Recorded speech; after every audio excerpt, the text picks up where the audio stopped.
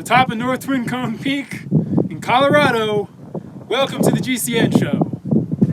Welcome to the GCN show, brought to you by Wiggle. This week, what on earth is Peter Sagan wearing? We will tell you why you might not spot him at this year's Tour de France. We're also going to bring you an ultra endurance update with the results from the Tour Divide, and we've got some huge news of our own.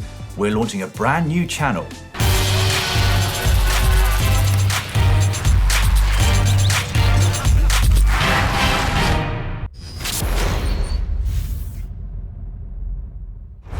This week in the world of cycling, we learned that all you need to make some sweet music as a cyclist is your trusty track pump. Sorry, that was a genuine laugh. I'm laughing.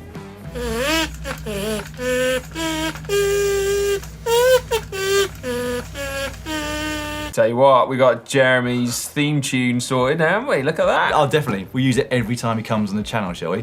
Absolutely love that. And there's loads more over on the Bike Pump Music YouTube channel. Enough to create an entire music playlist if you want to have a party with your mates. I'm now a proud subscriber, Dan. We can't confirm, though, that actually that will be the live entertainment at the forthcoming GCN events this summer. Now, we didn't technically learn this week, but we were certainly reminded that when riding in a group, overlapping wheels, not a good idea. My word. That was self-proclaimed cycling noob Jedris from Lithuania. Find out later what happened next. Well, I don't think we need to see, do we? That was a foregone conclusion. They'll want to see. Oh, finally this week, we learned we're setting up a brand new channel. What? Yes, that's right. Another channel, another one on top of GCN Japan that dropped, what, a fortnight ago? Exactly that, yes. Most of you will have noticed that over the last year or so, we've had loads of cool highlights and live racing on our Facebook page, but we're very pleased to now say it's going to be on YouTube as well. That's right, but rather than put all of that cool racing content on the GCN that you already know and hopefully quite like, we thought it'd be a good idea if we put it in its own dedicated special YouTube channel. We will shortly be making listings so that you know exactly what type of racing to expect, but just to give you a heads up, starting this Friday, we're going to have daily highlights of the Giro Rosa, the biggest race in the women's calendar, and on Saturday, for 3 weeks, we're going to have daily highlights of the Tour de France. That's right. Now, to whet your appetite for that, we've got a little montage for you.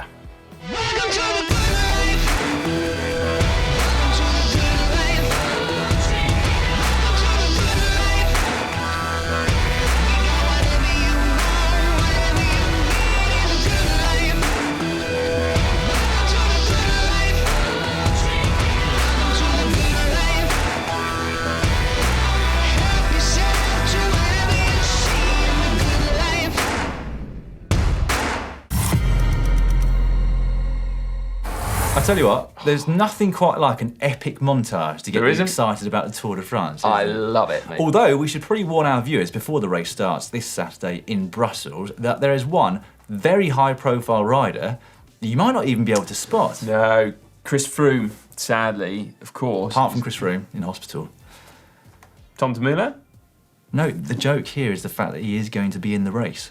Oh, you mean Sagan? Yeah, yes, no, he is not going to be recognisable. In fact, it's pretty much going to be in camouflage, isn't he? But not by the fact that he's in any sort of special kit. Peter Sagan will start the Tour de France on Saturday in, you ready for this? It's unbelievable. Normal Bora Hansgrohe trade team kit. OMG, that's right, normal cycling kit. Now, this is a result of, I think we can say, he failed to win his national championship at the weekend. That accolade has gone to his brother Uri. And of course, he failed to win a fourth consecutive world title in the autumn. So Alejandro Valverde has got Sagan's rainbow stripes. And so the poor guy has got no choice but to actually line up wearing exactly the same cycling clothing as his teammates. Yeah, we joke, of course, but we have been over on Pro Cycling Stats crunching some numbers, and it really is quite remarkable how little he has raced in a normal trade team kit. Apparently, the last time he started any road race in a normal trade team kit was at the 2011 Tour de Suisse. And even then, he was only in it for 3 days before he claimed the green jersey. Yeah, however, Dan, we need to clear something up. Some people are saying that Peter Sagan hasn't ever ridden a single stage of the Tour de France wearing normal trade team kit. But cycling statistician extraordinaire Cillian Kelly was on hand to clear this up. Sagan has actually ridden A stage of the Tour de France, and that was a time trial in 2012, which is remarkable. 7 years ago. Yeah. Also, I've been doing some calculations, Simon. By my Okay, so take this with a pinch of salt, everyone. Oh yeah, very true that. But by my calculations, Sagan has spent a total of 106 days in the Tour de France green jersey. Remarkable on its own, but actually he's only done 130 stages of the race. And when you consider also the fact that you can't be in a leader's jersey on the very first day of the race, that's a kind of level of dominance akin to Eddie Merckx. Yeah, isn't it just?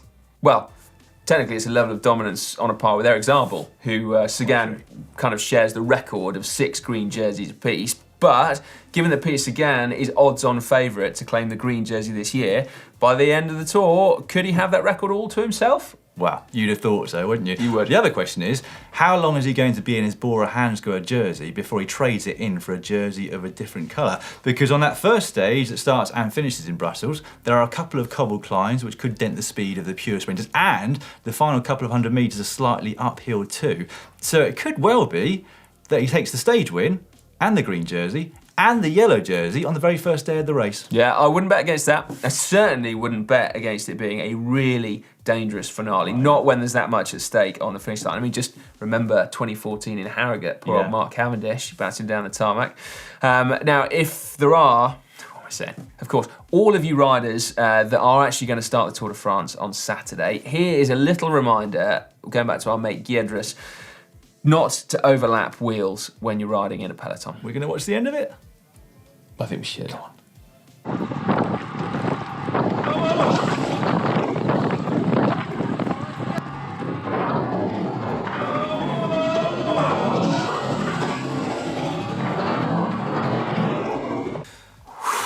Is your heart in your mouth? Yes. Blimey. Wow. I mean, I do think that save was much more down to luck than judgment, but still, fair play, Giedris. Yeah, that's right, yeah. Okay, now, most eyes are probably going to be on the roads of France and Italy this July, but it is also the season for ultra-endurance riding. So to give you a quick update, we told you last week about how the Tour Divide, which is an off-road bikepacking race from Canada right down to Mexico, is this year one of the toughest editions ever due to the horrendous weather the competitors have been facing. But it does now have a winner. Oh yes, Chris Seistrup, congratulations to you. He crossed the line in 15 days, 11 hours and 24 minutes, of which, according to his tracker, well over 11 days were spent moving, which is pretty remarkable. I don't even want to think about that. Yeah. These pictures are courtesy of Lael Wilcox, the ultra-endurance legend, I think it's fair to say. She actually pulled out from the competitive element of the event after so many hold-ups through the snow meant that she wasn't going to be able to break her own record. However, she's still going to complete the rest of the journey just for the sheer fun of it. When you're good, you're good. Our mate Josh Ibbott has also just finished in a mightily impressive 6th place in his debut year. He sent us a quick update. Good morning, everyone. Hope you're doing good. This is Josh on the Tour Divide, just on the last morning. Look at that for a view. And yeah, last few climbs for this July wilderness. I've got about, well, just under 200 miles to go. So hopefully my next update will be from the finish line. See you later. Interestingly, in an event like this where the stopwatch never stops running, you really get to see how different strategies from riders in terms of their rest and recovery influences the final result. Because Josh actually completed the course with less riding time than the winner, but because he was sleeping a bit more towards the start, he then got caught out in that snowstorm, which meant that eventually he finished 2 days down. Yeah, I think it's also fair to say, Dan, that this probably slowed him down quite a bit as well. I mean, look at that.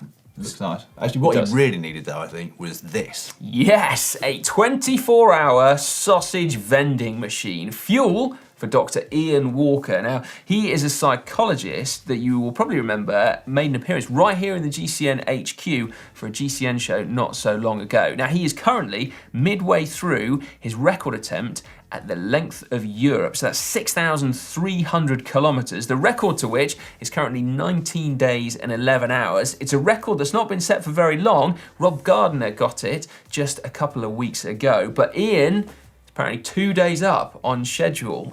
However, it is a competitive one, and he's not going to be the only person to attempt it this summer. Do you think he was fueled by sausages, or did he miss out on them? Well, yeah, I've been wondering that "Oh Germany" bit in his tweet. Do you think that's like, "Oh Germany, 24-hour sausages," or do you think it was like, 24-hour sausages. Oh, Germany! Oh, I'd go with the latter. I think that's a banger of an idea. Hey! That's a joke that's going to sizzle, isn't it? Next up, it's your weekly GCN inspiration. Your chance there at home to win one of 3 Wiggle voucher amounts. £50 for third place, £75 for second, £100 for first place. Spend on anything you want over on the online shop at Wiggle. 2 ways to enter. You can use the uploader, a link to which is in the description below, or you can use the hashtag GCN inspiration over on Instagram. I don't know if it's time of year, Si, or the fact that this is gaining momentum, but there have been so many great shots sent in over the past couple of weeks. It's really been quite hard to whittle them down to just 3. It has. I haven't even made the top 5 today. I tried my best in Idaho. Nothing. Not a whiff. Not a sausage, in fact. Yeah, good More point. sausage jokes. Right then, with no further ado, in third place we have Hugh. This is from Sommaret in Lapland in Sweden. On the way home after a late evening ride, had to stop and take this photo of the sun going down on me. In Lapland, that really is late. That's probably midnight, isn't it? At this time of year. Like 2 in the morning, surely. Yeah.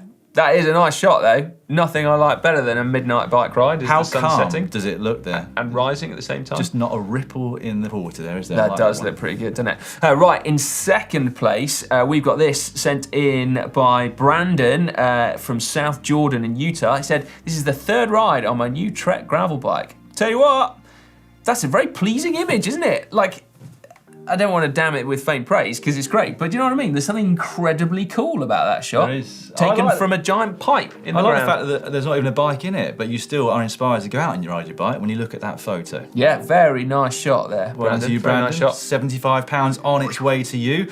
And finally, the winner this week is Robbie.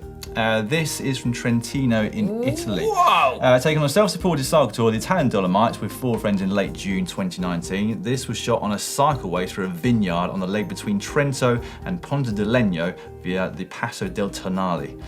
If only we had bike paths like that between here and Bristol, Si, you'd be a happy man. To be fair, if we had mountains like that between our HQ in Bath and my home in Bristol, I would be a happy man. Yeah, a view of mountains and wine nearby. Doesn't get any better in my book. It's now time for cycling shorts. Cycling shorts now, and if you have ever wondered why pro cyclists are so fast in races, it might actually not be down to the fact that they're so flipping powerful. No, might be down to motos. Not hidden motors, but motos, the motorbikes and cars that drive ahead of the breakaway of the bunch in the professional races. This is actually something that pro riders and team managers are regularly complaining about, the fact that it makes so much of an influence on the outcome of certain races. The most recent example, in fact, was Matteo Trentin, who tweeted this just after the Tour of Slovenia recently. Now, though, they've got some science to back them up, because research conducted at Eindhoven University shows just how much of an effect those motos could have. I don't think you believe this. A single motorbike, 50 metres, so 50 metres in front of a rider can reduce the power output needed by that rider by 7%. That's how much of an effect it has. That really is an astonishing statistic. Bonkers, isn't it? 50 metres back and you get 7% free ride. Yeah. Of course, that advantage increases as the motorbike gets closer. So at 30 metres, that goes up to 12%. At 10 metres, which is still quite a big distance, really. Yeah, if you start looking out in races, 10 metres looks like a big gap. It does, yeah, but still, you have a 23% advantage in terms of your power output. If you're lucky enough to sneak up behind one and 2.5 metres behind it, you could be saving up to 48% of your power output. Yeah, now luckily, this tallies up with research. Yes, research that we've actually done here at GCN. Now, technically, the results from Eindhoven are a little bit bigger than what you found, Dan, but still within the realms of statistical significance. I mean, maybe the wind conditions on the day that you tested it were different, or maybe it was just the fact that it was GCN doing science. Or maybe we should just believe Eindhoven and not our test. Well, yeah, okay, fair enough. Regardless, the solution to this problem is... Well, nobody actually's got one, have they? But no. It does appear that the UCI should probably be spending less time measuring riders' sock height and more time looking into things that are influencing the outcome of bike races. I don't know, mate. Don't underestimate the importance of good socks in outcomes of bike races. Eindhoven have got some research brewing where they're going to show exactly that. Yeah. 48% difference with that sock. Yeah, that bit might not be true. It's not just road racing, it's not just ultra endurance racing, it's also Zwift who are taking things up a notch this summer. They've just announced a new super high profile race series for both professional Zwift teams and also the rest of us to compete together as well. They have, and they've called it Zwift Classics. Competitors will take part in 3 events for the women and also 3 events for the men. And Zwift have basically said that they're looking to build on the success of this year's Zwift Kiss Super League and take it up to the next level. Yeah, I tell you what, mate. I am keen for some of that, absolutely. Second bit of Zwift news this week, they're also opening enrolment for this year's Zwift Academy. They are. It's actually in its 4th year already, the Zwift Academy, and it is a chance for the winners, if they're talented enough, to get a place in the Canyon SRAM or Team Dimension Data Continental squad. Yeah, it is, however, way more than that. Zwift are hoping that 100,000 people are going to enroll this year for a special program of events and also workouts, with kind of graduation being the ultimate goal. To do that, you need to complete 8 workouts and take part in either 4 group rides and or races. But new for this year, you can actually tailor your academy experience depending on your own preferences and goals at the end of it. Right then, back to the real world now. By that I mean non-racing, non-Zwift. Recent transport stats here in the UK have shown that there are 3 times as many male regular bike riders as there are female. Something which Cycling UK are understandably trying to change. They've just launched a new campaign to try and get more women into cycling. Part of that campaign is to try to persuade current female cyclists to encourage a friend of theirs to actually take up the sport as well. We kind of wonder though whether that needs to be limited to just female cyclists and whether actually male cyclists shouldn't have a go at encouraging. Well, yeah, why not? If every single cyclist tries to persuade a female cyclist to get into our sport, which is amazing, you'd imagine that there'll be a snowball effect. Yeah, you would. In fact, just more cyclists generally would be good, wouldn't it? Yeah. Why have you never thought about this before, asking people to ride bikes? Well, we've tried to encourage it, haven't we?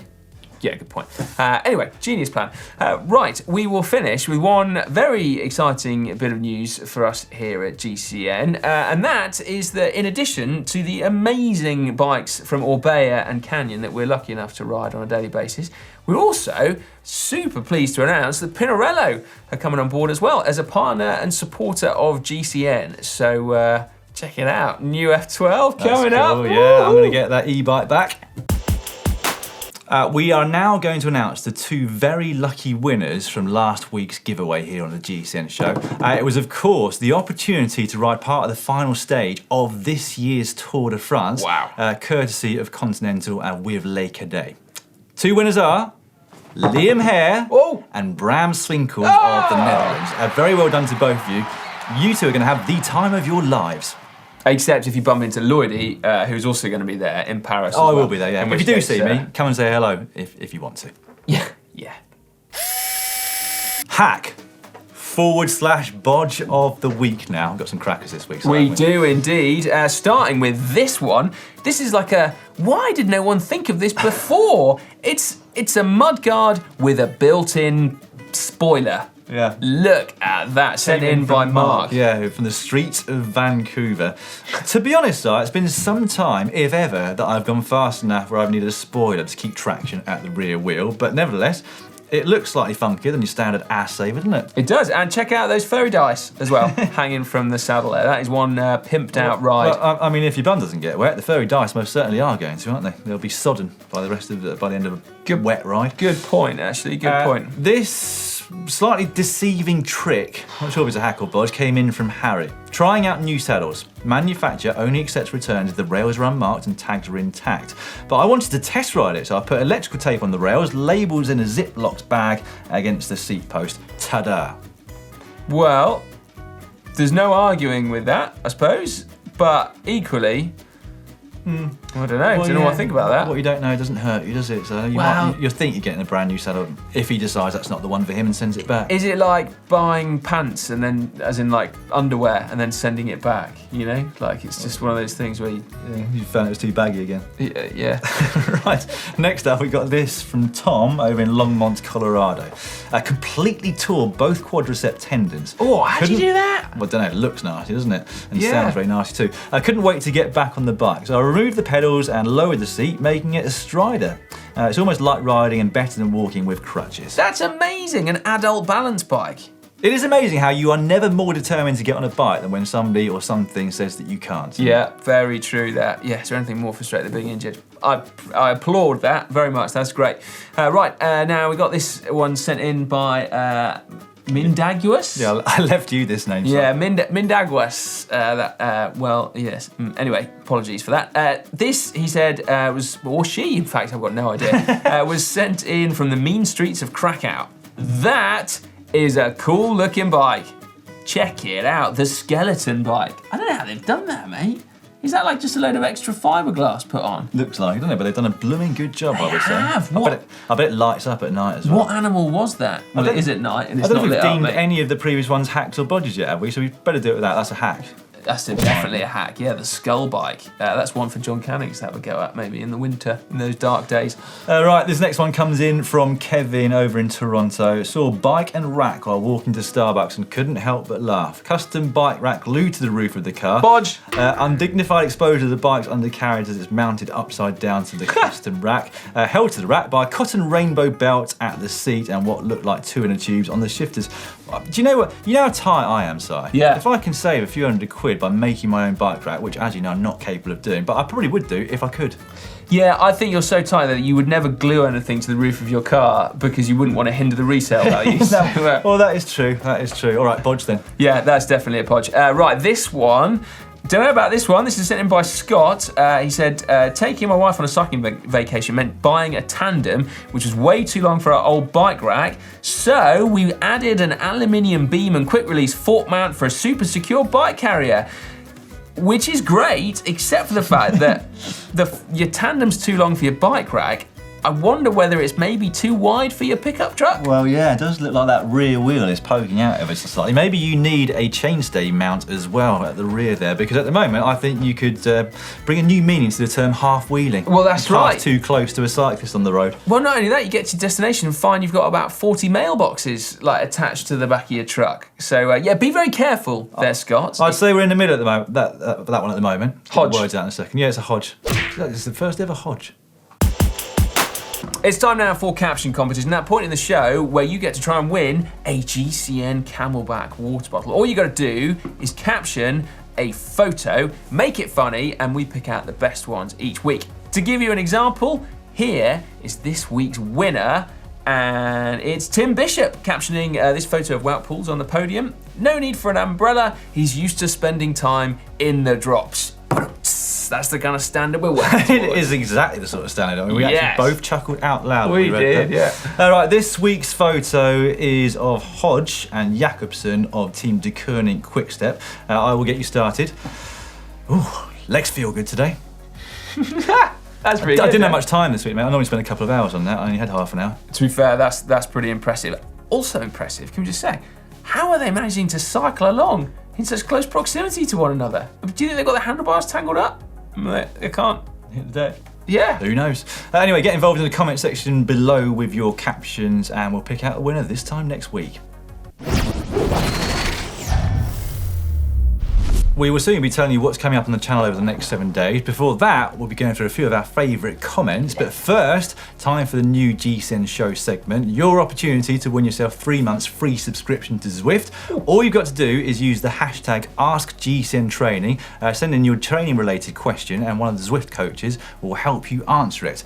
This week's winner of that 3 month subscription is the Assassin. Wow. I'm a 17-year-old and is there any way to improve my time trial for a 10-mile, 16-kilometre time trial? At the moment, it's 30 minutes.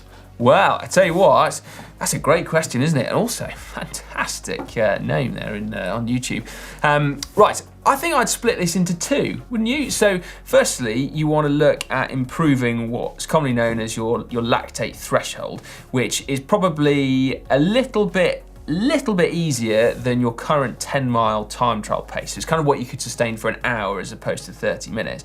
And so for me, the first part of that would be doing intervals that are just ever so slightly easier than your current 10-mile pace, but doing more of them. So maybe do 2 20-minute intervals in a single ride as opposed to one 30-minute all-out effort. And then maybe do some even slightly easier than that, but for a longer duration still. So maybe 2 30-minute efforts in one ride. We'd call that sweet spot training. Yeah, any of those efforts that are just slightly below the pace that you can sustain at your maximum for an hour are really potent in pushing your FTP upwards. That said though, unfortunately, you can't always sustain a completely stable power output for an entire time trial. So in some ways, you want to get yourself used to small spikes. And as such, a tool that I personally used quite a lot was micro intervals in training. So this is where you go a reasonable amount above your threshold power for 20 seconds, recover for 10, and repeat for around 6 minutes.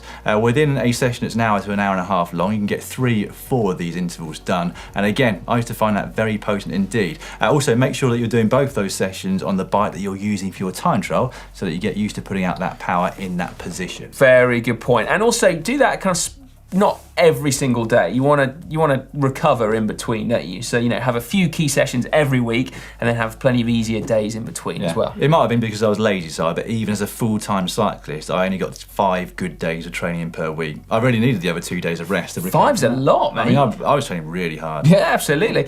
Right then, let's go on with some other comments that we've had under GCN videos, including tips for riding in the rain, which dropped at an interesting time, given that much of Europe is currently experiencing a brutal heat wave. Yeah, we had this comment from Rainer mit Ibida. 35 degrees in Germany. GCN, hacks for riding in the rain. Yeah, that didn't go too well at the time of that one. Although to be fair to us, it had been tipping it down with rain in most of Europe all the way up to the release of that video. It had, yeah, and it was kind of just for everyone that was currently baking in the sun, it was supposed to be a bit of relief, just like, oh, imagine riding in the rain right now. We also had some interesting comments last week under the show in terms of what you've seen whilst you've been out on bike rides. Neil Donahue, not the GMBN man, during the Fred Whitten this year, a chicken actually did cross the road in front of a large group of us. Someone yelled, "Why?" And I had to yell the truth to get to the other side. True story. We'd have loved that. That would have been great. Yeah, rolling on the floor. Gutted if somebody got to that joke before us, wouldn't we? Yeah. And they probably would have done as well. Right, Luke Was said, I was taking my bike on a train and a cat got on, sat there for a few minutes and then got off at the next station. Apparently it's a regular, which, does that technically count as a bike ride? That's more like a commuter story, but anyway, well, he bit said weird. He his bike on the train. Meanwhile, Josh Pearson said, came across the annual naked bike ride in Cambridge 2 weeks ago. I've never seen so many saddlebags. Well, storage can be an issue, can't it, when you're not wearing anything? Yes, but at least they weren't wearing bum bags like I was in Idaho. Well, maybe bum bag might have been preferential on a naked bike ride, cover a little bit up.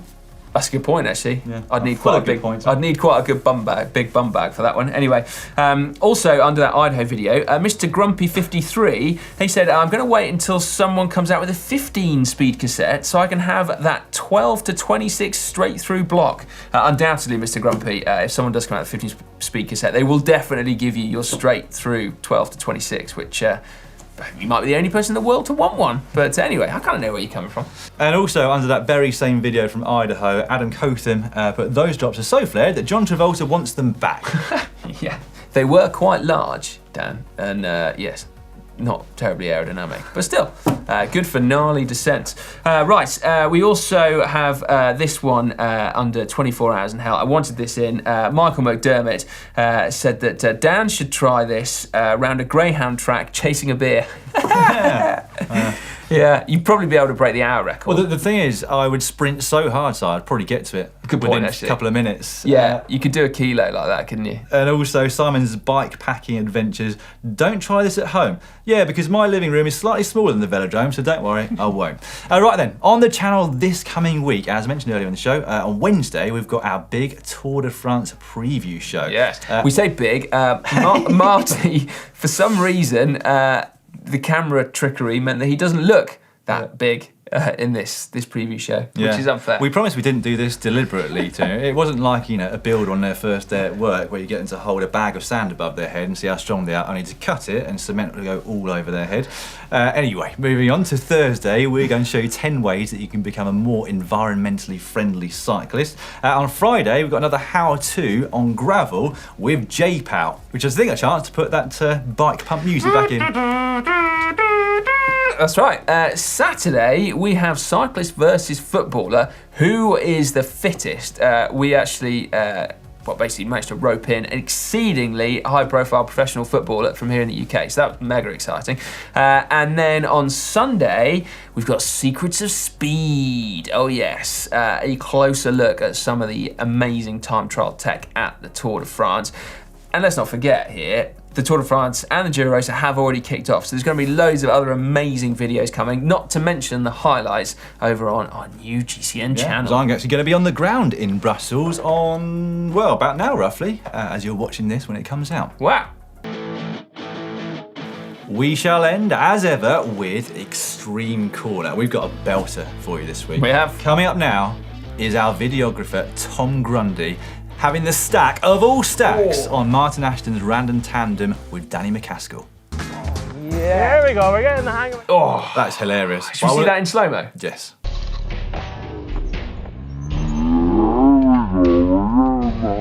Oh, should we see that from another angle? Yes. Have we got any more angles? No. Let's watch the first one again. There we go, we're getting the hang of it. Oh! Well, the fact that he's in the office means that we're loving showing that to you again and again and again. I genuinely loved watching that too. I did. Fair play for missing that tree. There was one point where I thought there was going to be a head-on collision, which, yeah. He also saved the camera as well, good lad. You did. He knows, didn't he? He knows, yeah. Right, that's all for this week's show. However, we're going to push you over to EMBN now because Chris Opie's been doing a collab with them, hasn't he? He has indeed, yeah. Gravel bike versus e-mountain bike. So See make who sure you check fares it out. best. That's right. Also, make sure you check out the GCN shop because, as you'll see, me and Dan are sporting some French-themed t-shirts and jumpers. Absolutely. So yeah, they're live, and also some GCN cycling kit too. That's got this. Yeah, I Very like the new cool fan design. kit. Go and check it out, shop.globalcyclingnetwork.com. We've been wittering on, but by now the video should be just down there.